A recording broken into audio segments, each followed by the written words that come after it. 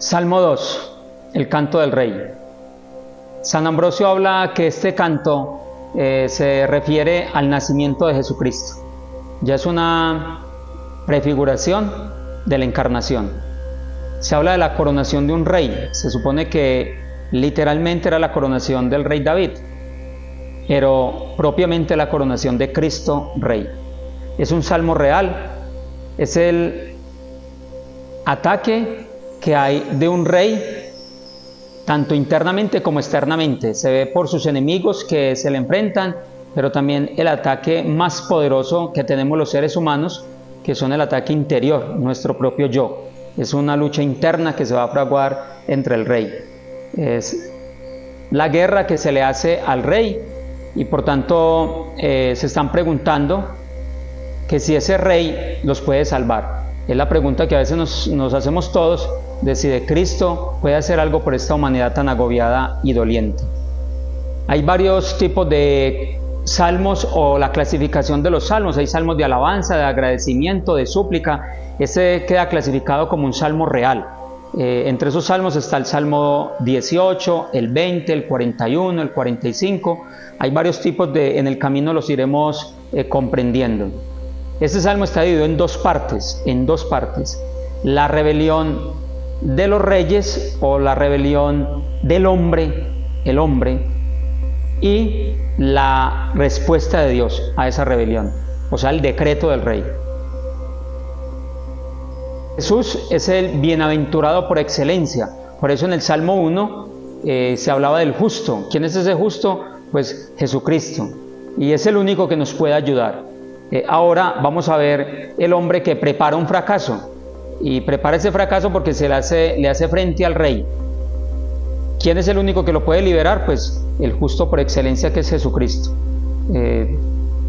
Dios le está invitando a que el hombre venza su necedad, y la única manera de vencer esa necedad es conociendo al justo por excelencia y al Rey de Reyes, que es Jesucristo. Iniciamos entonces con las dos enseñanzas. Primero, la rebelión de los reyes, la voz del hombre. Salmo 2, versículo 1. ¿Por qué se agitan las naciones y los pueblos mascullan planes vanos? La pregunta que se está haciendo aquí el salmista es: ¿por qué atacan al rey? ¿Por qué se hacen planes entre ellos, entre los hombres, para atacar el reinado? Es lo que nosotros hacemos. Víctor Hugo, el creador de la obra famosísima de Los Miserables, tiene una frase lapidaria preciosa: el hombre es un titán que lucha contra otro titán, que es Dios. Pero no se nos olvide que el hombre es un titán enano. Es como la hormiguita que se enfrenta al elefante. Por eso el primer versículo nos dice algo. ¿Por qué se agitan las naciones y los pueblos mascullan planes vanos? ¿Por qué el hombre se le enfrenta a Dios? ¿Por qué el hombre va en contra de la voluntad de Dios? Porque a veces nosotros somos necios y vamos en contra de los mandamientos de Dios. Es decir, el hombre es necio porque planea un fracaso. Eso es como yo levantarme y planear y construir una casa y planear de que se me va a caer. Eso parece tonto, pero es lo mismo que nos pasa a los seres humanos con el pecado. Buscando la felicidad, caemos en infelicidad. Lo que hace Adán y Eva, queriendo ser dioses, terminan desnudos y escondidos. Eso es lo que hace el pecado en nosotros. Del versículo 1 al versículo 3 es la voz del hombre. Primero, que se contraataca al mismo hombre, pero también que contraataca a Dios. Ejemplo, los filósofos. Nietzsche, por ejemplo, dice que Dios ha muerto. O sea, el hombre es necio, ataca directamente a Dios. Y en su necedad, la respuesta que recibe son unas guerras mundiales. Entonces, como Dios ha muerto, lo quiero eliminar, entonces las consecuencias de esa muerte las vemos reflejadas. El hombre se desordena y el hombre cae en atrocidades totales. Esos son los planes que hace el hombre. Para lograr la felicidad terminamos en guerras totales, y guerras que traumatizan al ser humano en su integridad. Cristo, por tanto, es la salvación del hombre. Cristo es la solución. Versículo 2. Se yerguen los reyes de la tierra, los caudillos conspiran aliados contra Yahvé y contra su ungido.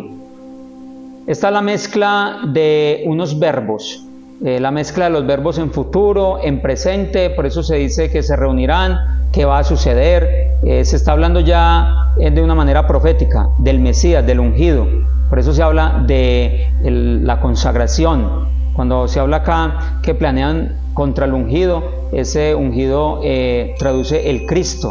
Eso es lo que hacemos nosotros los hombres, enfrentarnos al Cristo.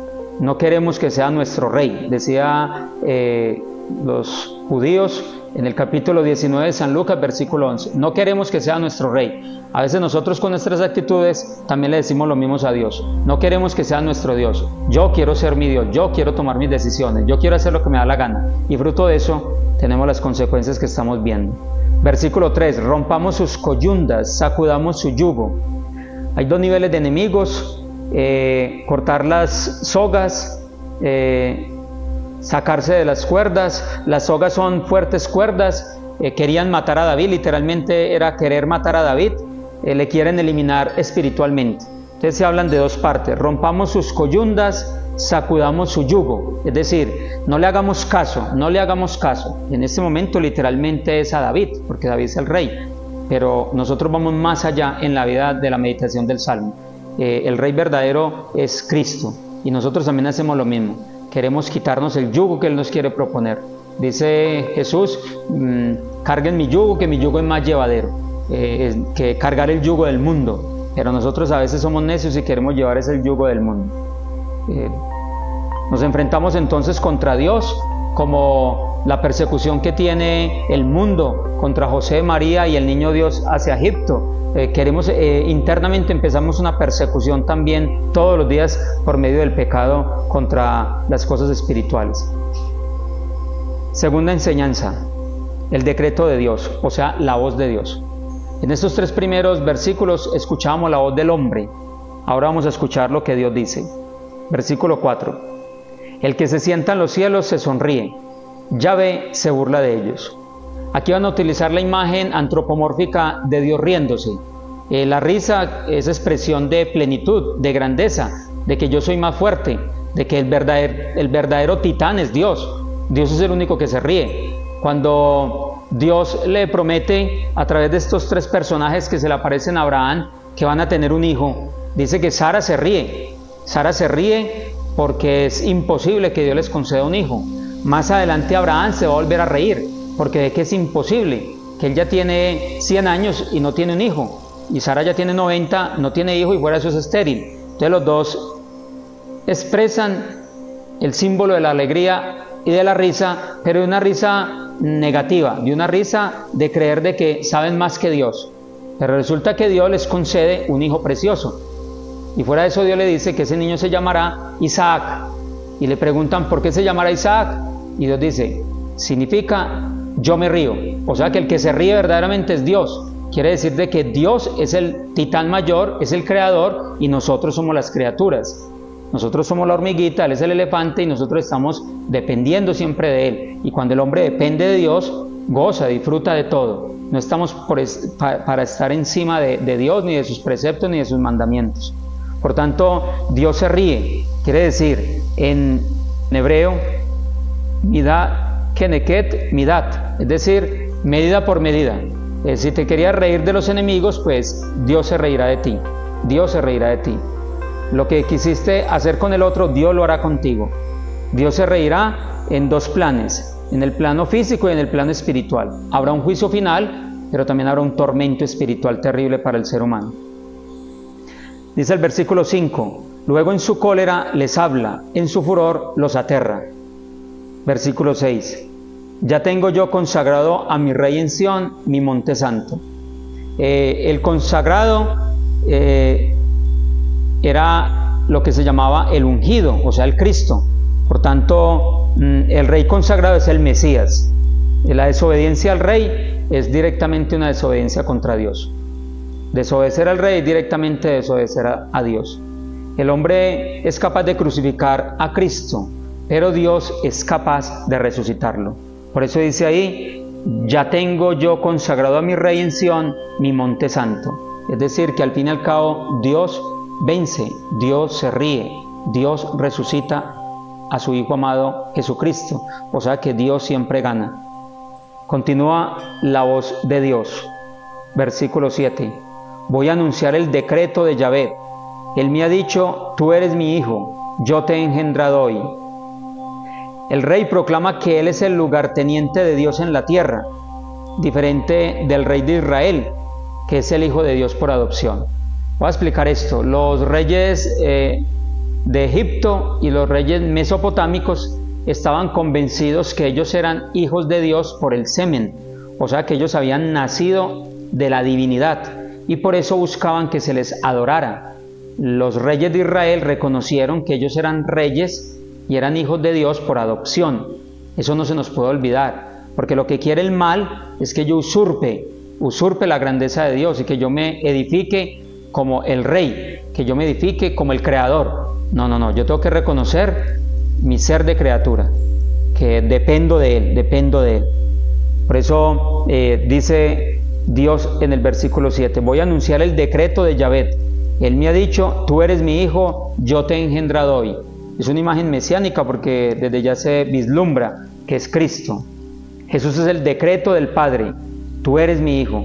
Hechos capítulo 13, versículo 27, yo te he engendrado hoy. Y cuando dice yo te he engendrado hoy, va mucho más allá, es la resurrección, es te he resucitado para la nueva creación. Versículo 8, pídeme y te daré en herencia las naciones, en propiedad los confines de la tierra. Mateo capítulo 28, hasta el fin del mundo. Pídeme lo que quieras porque te quiero bendecir. Pídeme lo que quieras porque te quiero bendecir. Versículo 9, con cetro de hierro los quebrantarás, los quebrarás como vaso de alfarero. Aquí aparece la imagen del alfarero de una manera benéfica, es decir, que se trata como con cariño. Dios que quiere cuidar al hombre, que lo quiere restablecer, pero también se presenta la imagen fuerte, represiva, la del hierro, es decir, la justicia de Dios actuando en el hombre. Termina el Salmo con una exhortación conclusiva. Versículo 10. Y ahora, reyes, comprended, corregíos, jueces de la tierra. Es decir, Dios quiere crear la conciencia en el hombre a través de este Salmo, que Él se realiza sirviendo, alabando, creyendo en Dios. No se realiza yendo en contra de la voluntad de Él. Se despersonaliza, se deshumaniza. Por eso nos hace un llamado de atención a todos. Ahora, reyes, comprended, corregíos, jueces de la tierra. ¿Qué? Versículo 11. Servid a Yahvé con temor. Con temblor, besad sus pies. No se irrite y perezcáis en el camino, pues su cólera se inflama de repente. Dichosos los que a él se acogen. Este salmo termina con la bienaventuranza, es decir, dichoso si yo me acojo al Señor, dichoso si yo respeto al Señor, dichoso si yo amo sus planes. Por eso la honra al Hijo, no hay una cosa más preciosa que esa, al Hijo de Dios, la honra a Cristo.